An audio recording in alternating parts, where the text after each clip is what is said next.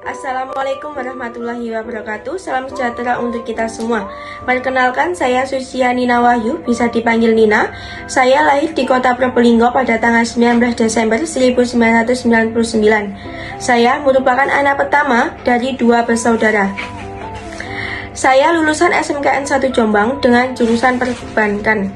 Meskipun saya fresh graduate, saya mampu dan saya dapat bertanggung jawab pada pekerjaan saya.